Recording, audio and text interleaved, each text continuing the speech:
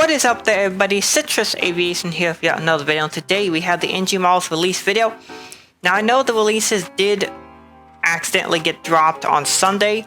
However, I decided to wait until they were actually officially released from NG models. So it's now Tuesday, and I'm gonna go over the releases. We're gonna first show you the models that sold out from last month. Here we have a Qatar Airways 757-200. This one sold out. This was a really cool model. And then we have the Garuda Indonesia A330-300 sold out. And then we have three models: the Qatar Airways A350-900, the Qatar Airways One World A350-900, and the Art Airways Comac ARJ21-700. Art Airways is a company that's owned by Comac, so it's kind of like buying from your own brand. It's not exactly like they sold one to China. Anyway, with that being said, those are all sold out, and let's get started with the new releases. We got some really good stuff in here, as you can see. So let's get started with this first model, which is an American Airlines 737-800 in the chrome. Retro livery this November 936 Alpha November. I will be getting this model. It is really cool. No buys are 45.59 as usual. Yeah, November 936 Alpha November. This one is one of the later ones, as you can tell, because it has some gray sections down here.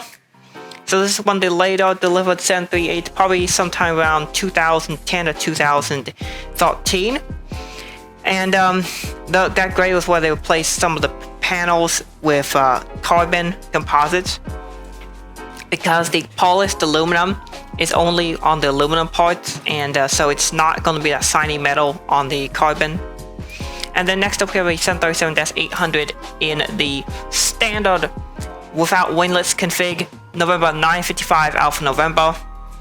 As you can see right here, it's another good looking aircraft. You can see this one was delivered earlier.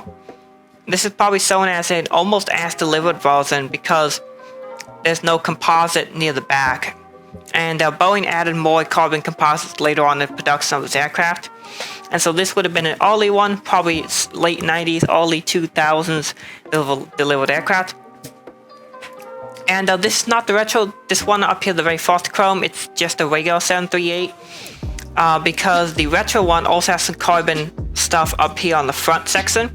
And the hatch doors for the bays, cargo bays, those are also carbon as well. So, and it's also different registration. That one is November 921 November. But this is just a standard chrome. I will be getting this chrome one here at the winglets because I really have been looking for one.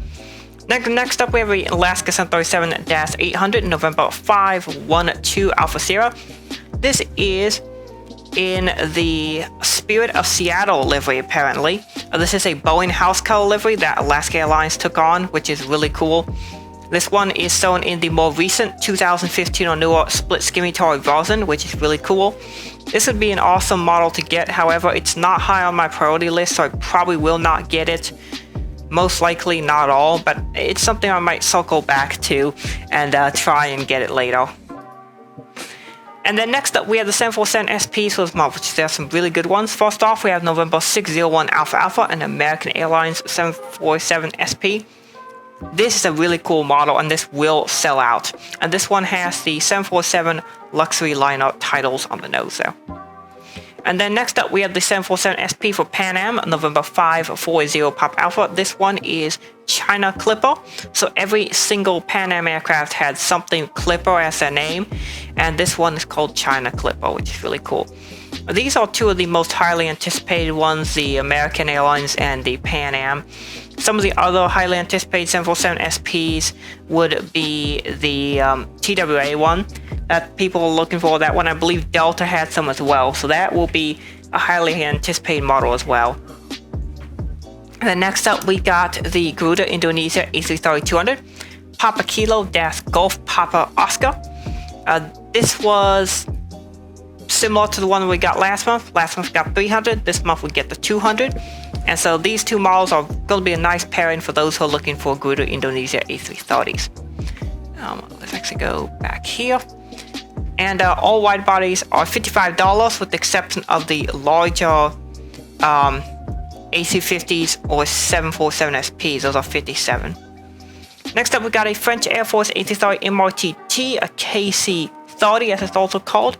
This one's registered 041, also with the civil registration Foxtrot Dash Uniform Juliet Charlie Golf.